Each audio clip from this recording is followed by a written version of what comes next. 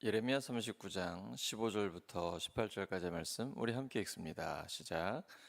예레미야가 감옥 뜰에 갇혔을 때 여호와의 말씀이 그에게 임하니라. 이르시되 너는 가서 구스인 에벤멜렉에게 말하기를 만군의 여호와 이스라엘의 하나님의 말씀에 내가 이 성에 재난을 내리고 복을 내리지 아니하리라 한 나의 말이 그날에 내 눈앞에 이루리라. 여호와의 말씀이니라. 내가 그날에 너를 구원하리니 내가 그 두려워하는 사람들의 손에 넘겨지지 아니하리라. 내가 반드시 너를 구원할 것인즉 내가 칼에 죽지 아니하고 내가 노량물같이 내 목숨을 얻을 것이니 이는 내가 나를 믿었음이라. 여호와의 말씀이니라 하시더라. 아멘. 하나님이 기억하시는 한 사람, 하나님이 기억하시는 한 사람이란 제목으로 하나님 말씀 전하겠습니다.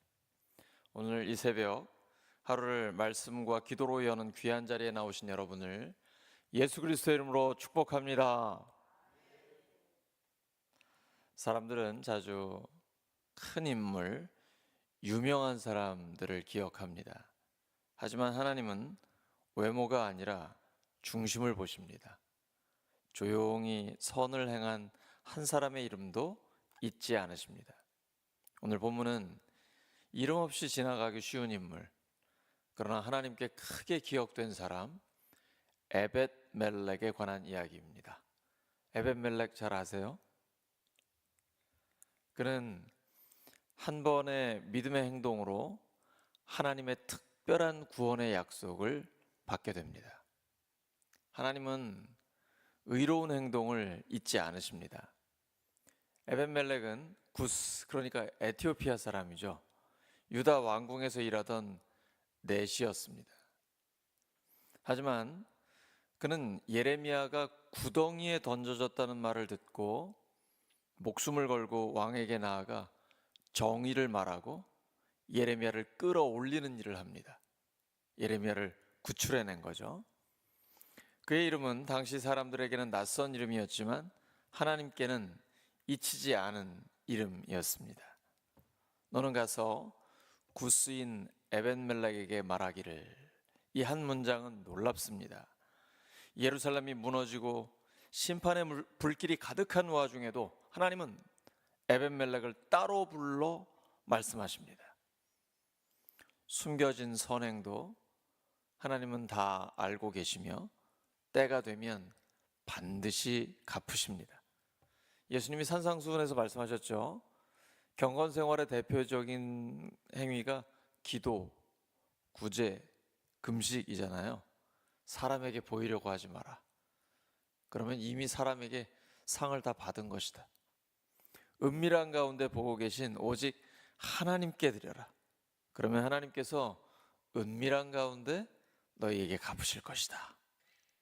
사람들이 알아주지 않아도 괜찮습니다. 하나님이 다 알고 계십니다.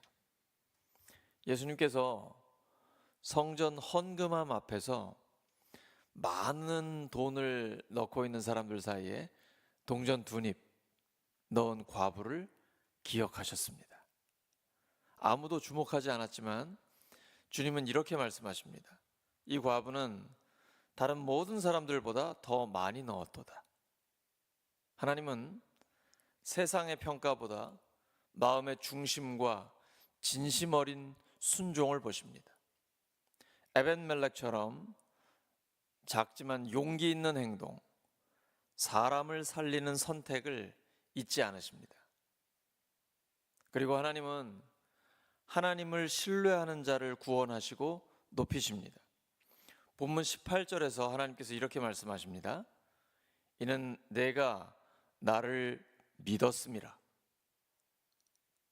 에벤멜렉은 정치적 실세도 아니었고 종교 지도자도 아니었습니다. 하지만 그는 하나님의 사람을 위해 행동했고 그 중심에 하나님을 신뢰하는 믿음이 있었습니다.